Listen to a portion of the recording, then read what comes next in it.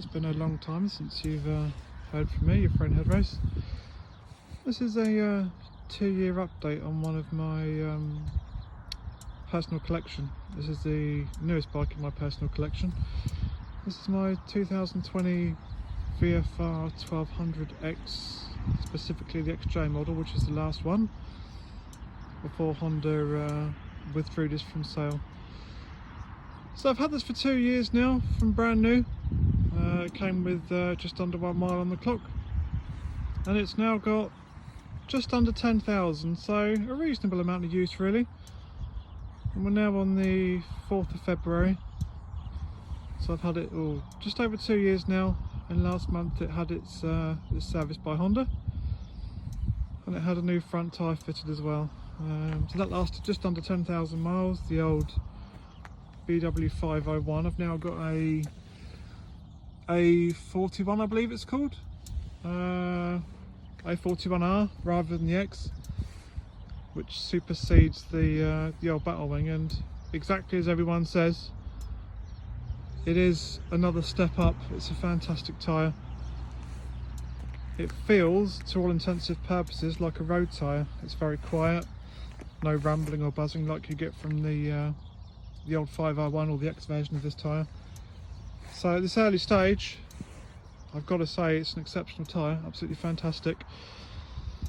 But interestingly, and one of the reasons I'm doing this video is because when this was in for its service, I borrowed the Africa Twin Adventure Sports. I'll pop a picture in just now for you guys. And I'll be honest, one of the reasons I borrowed that bike specifically was because it had so many rave reviews. And not that I'm thinking about changing this now, but at one point I wanted to see what the competition was like, and I'm going to change one of the words in that sentence because there is no competition. Like everyone else, I've watched all the reviews of the Africa Twin and thought, well, this could be a real machine here. And once I borrowed it, I was disappointed in just about every single way. I could spend 15-20 minutes talking about everything that I personally think is a step down from this on the Africa Twin. Yes, there are some advantages. It is lighter, it is more off-road focused. The cruise control, I'll agree, is fantastic. As for the switchgear and the electronics, well, I think our friend Alan Turing would struggle to get through those, and I think the first port of call of anyone that buys an Africa Twin is Bletchley Park, because to decode that and to use everything in that switchgear, it's going to take a long time. And the main thing that struck me was, after having this for, as I say, over 2 years now, is that all of those electronic gadgets, options on there, for example the linked sat nav, all of those things you get by putting your mobile phone on the bike anyway, which most of us do a sat nav anyway, and all the things that you use on a day-to-day basis can largely be replaced by a mobile phone or a secondary sat nav. Yes, I agree, you've got your power maps and stuff on there, and you've got your electronic suspension, which I suppose there's a benefit there, but in the real world terms, you just jump on and leave it. So I'm not going to spend too long talking about the Africa Twin, but let's just say that this is now going to stay in the garage for permanently. As you can see, this is 2 years old now. I do look after it, I'm not going to hide that. As you can see, it is pretty much as it left the showroom, if not better, to be completely honest. The last couple of months I haven't used it much due to winter, and I've re-aced the F50 that cleaned it all up, which took 8 days, and I think that reflects in the condition of the bike.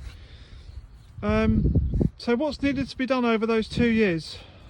Essentially absolutely nothing. The only thing I've had done was a rear tyre, because I got a cut in it from a tent peg when I went camping. The tyre had loads of life left in it, but it needed changing because it was going to fail due to that slice in the tyre.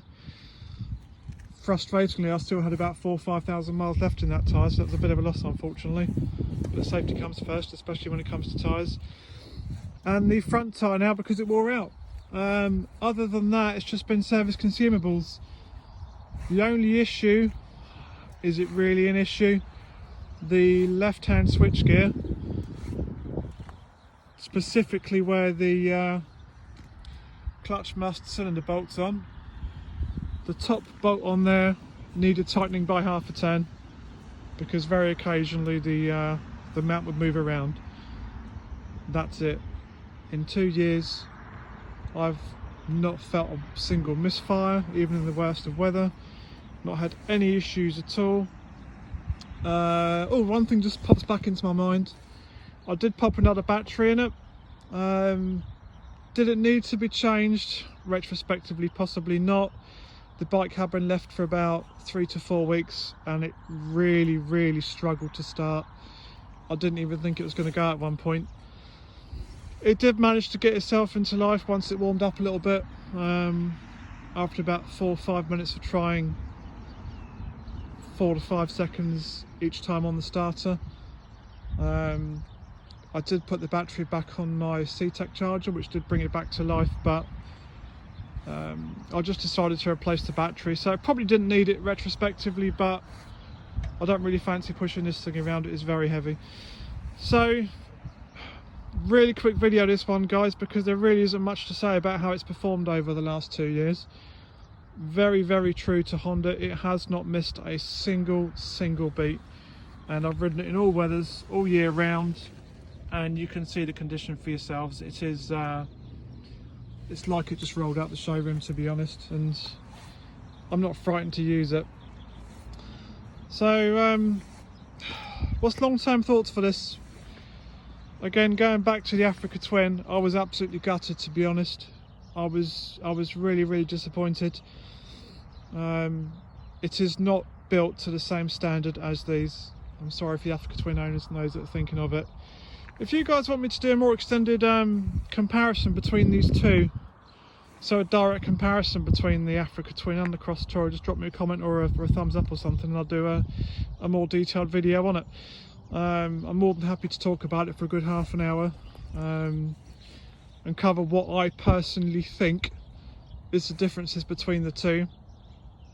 They are extensive, and just to summarise that conversation, the Africa Twin, it's so different to this, I wouldn't even call it a replacement. It is too different.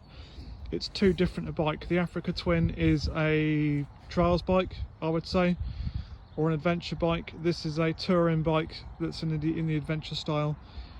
So is it really a fair comparison? I'll let you guys decide that for me. Just drop me a comment down there if you want me to run that comparison for you. But yeah, the service cost me 360 quid, and 120 that was the front tyre. So what's that, 240 quid.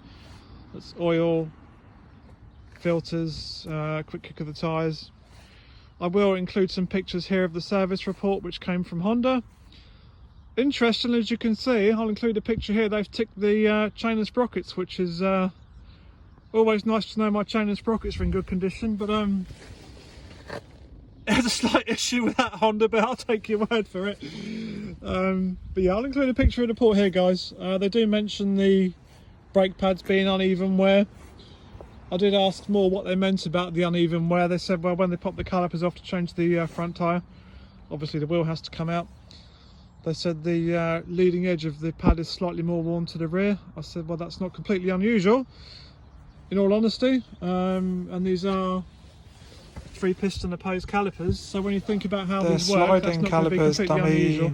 Not opposed. And they wanted 140 quid to replace the pads, and I'm not going to get them to do that. I mean, if we can't change a set of brake pads ourselves, then we really shouldn't be owning the bike like this. So to get back to my original point, I'm going to keep this indefinitely now. There is no direct comparison within the Honda range at the moment, which is a very sad thing to say. So this will be staying in my personal collection indefinitely, and we'll largely wrap it up there, guys. As I say, it's 2.5 years in now. I have had no issues. Again, just to contradict what I just said, Honda now have fixed the throttle problem. So this is a really important one. I can't believe I didn't flag this one actually. So the jerky throttle, the oversensitivity, all the issues I mentioned in my first review, and everyone talks about the Cross Tourer, Honda have now fixed it at the service. How they did it apparently, there's a software update, which I didn't know anything about it, or I'm surprised it's not all over the internet. But they apparently plugged it in and updated the software for the mapping, and it's a new bike, guys. It is a new bike. It's solved the issues it had, and it's so different. I think the fueling now is as good as any injected bike I've ever ridden. And I did actually say to them when I got it back, I phoned them up and said, what have you done, because you've transformed it. And apparently, which again I can't find anything about this anywhere, there's a new injection map that come out for it, and when you book it in for an official Honda service, they will put that map on there. Please check that with your Honda dealer. But all I can say is that mine has allegedly been done by Crescent Honda, and the difference is night and day. The throttle issues are resolved. It's perfect. It's just transformed the bike in every single way. It's solved the problem. So you're probably bored of me waffling on. Drop me any questions you've got in there about the last 2 years, guys, and I'll do my best to answer them. More videos coming along now because the riding season is coming along, so you'll see a lot more from me and the bikes in the garage. Good to speak to you again, guys, and take care. Speak to you soon. Cheers.